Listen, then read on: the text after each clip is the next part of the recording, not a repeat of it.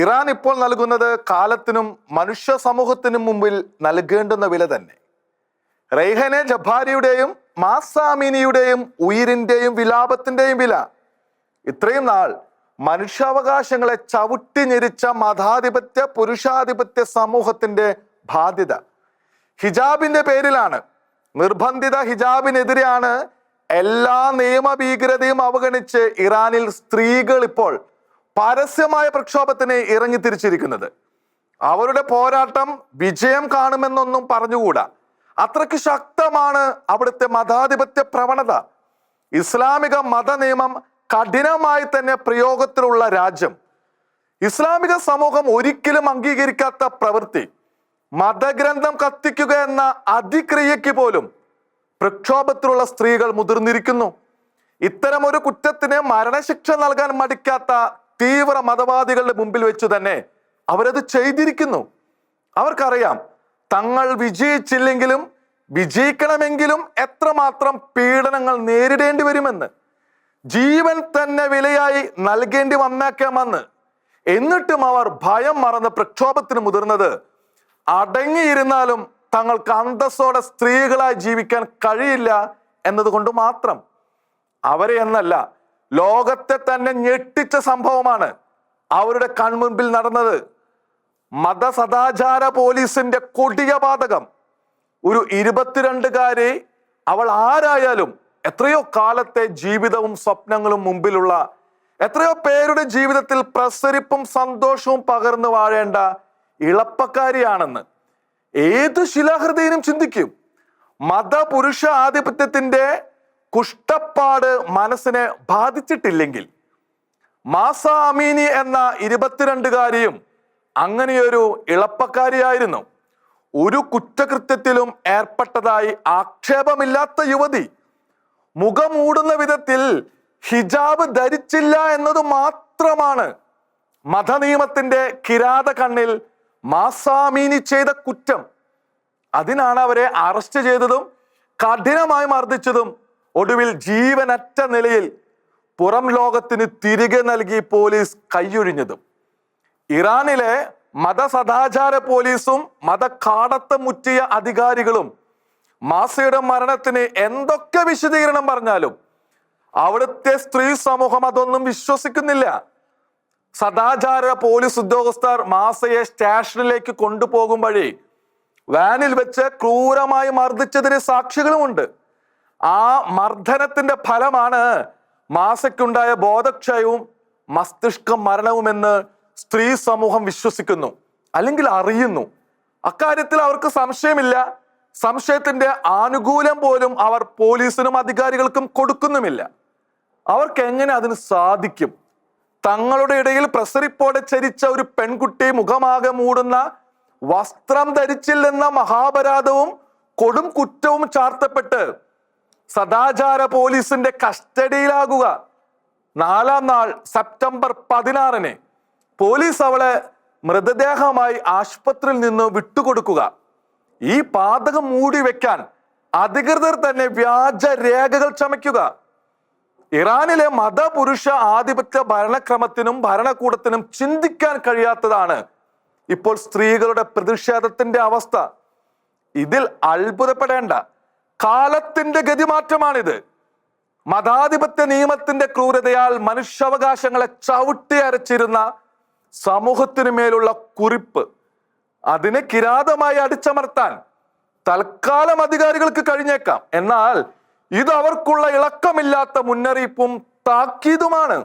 നീതിയും ദയയുമില്ലാത്ത കിരാത മത നിയമങ്ങൾ അടിച്ചേൽപ്പിച്ചും സ്ത്രീകളുടെ മേൽ ആധിപത്യം പുലർത്തിയും ഇനിയും ഏറെ ദൂരം മുന്നോട്ട് പോകാൻ കഴിയില്ലെന്ന് ഇറാൻ തിരിച്ചറിയേണ്ടി വരും. ഒരു ഹിജാബിൽ തുടങ്ങിയതല്ല ഇറാനിലെ പ്രശ്നം. മാസാ അമീനിയുടെ ദുരന്തത്തിന്റെ മാത്രം തുടർച്ചയുമല്ല.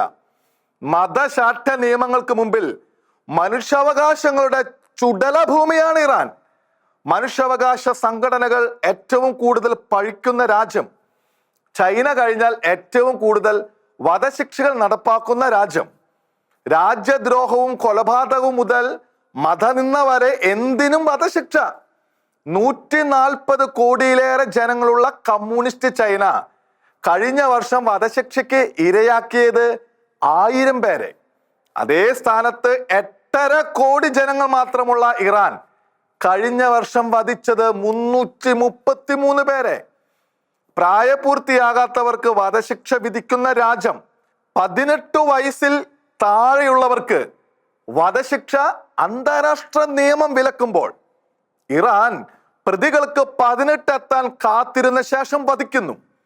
വിചാരണ ചെയ്ത് വധശിക്ഷ വിധിച്ച ശേഷം ബ്രോയിലർ കോഴികളെ പോലെ വളർത്തി പ്രായം തികയുമ്പോൾ കഴിവിലേറ്റുന്ന കാടത്തം ഇറാൻ സമൂഹം ഈ നൂറ്റാണ്ടിലും ഉപേക്ഷിച്ചിട്ടില്ല. 15 വയസ്സുള്ളപ്പോൾ ഉൾപ്പെട്ട കുറ്റത്തിന്റെ പേരിലാണ് ഒരു യുവാവിനെ 2021 18 തികഞ്ഞപ്പോൾ തൂക്കിലേറ്റിയത്. ഇത്തരത്തിൽ 18 വയസ്സ് തികയുമ്പോൾ വധിക്കപ്പെടാനുള്ള 85 പേർ കൂടി ഇപ്പോൾ ഇറാനിൽ തടവിലുണ്ട്. ഇറാനിലെ ശരിയ അടിസ്ഥിത നീതിന്യായ വ്യവസ്ഥയെക്കുറിച്ചുള്ള ആക്ഷേപങ്ങൾ നിരവധി. ന്യൂനപക്ഷങ്ങൾക്കും ഭൂരിപക്ഷത്തിനും 2 നീതി, മുസ്ലിങ്ങൾക്കും അമുസ്ലിങ്ങൾക്കും വ്യത്യസ്ത നീതി, പുരുഷനും സ്ത്രീക്കും വെവ്വേറെ നീതി, ഷിയാകൾക്കും സുന്നികൾക്കും ഭിന്ന നീതി, വംശീയ ന്യൂനപക്ഷത്തിനും വേറിട്ട നീതി. വധശിക്ഷയ്ക്ക് പുറമെ അംഗവിച്ഛേദം, ചാട്ടയടി, കാഴ്ചയില്ലാതാക്കൽ തുടങ്ങിയവയും ഇറാനിലുണ്ട്. ശരിയ പ്രതികാര നിയമങ്ങളുടെ കാട്ടാളത്തത്തിൽ കഴിയുന്ന രാജ്യം. ഇതെല്ലാം അവഗണിച്ചാണ് സ്ത്രീകൾ പ്രക്ഷോഭത്തിനിറങ്ങിയത്. അതിന് ആസന്ന കാരണം മാസാമിനിയുടെ മരണമാണെങ്കിലും അതിനു മുമ്പേ കാലം അത് അനിവാര്യമാക്കിയിരുന്നു.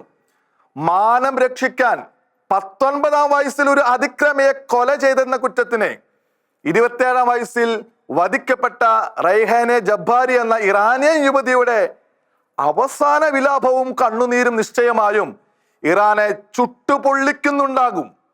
8 വർഷം മുമ്പത്തെ ഒക്ടോബറിൽ തൂക്കുകയറിൽ അറ്റുപോയ റൈഹാനയുടെ പ്രാണൻ ഇപ്പോഴും ഇറാനെതിരെ നിലവിളിക്കുന്നുമുണ്ടാകും.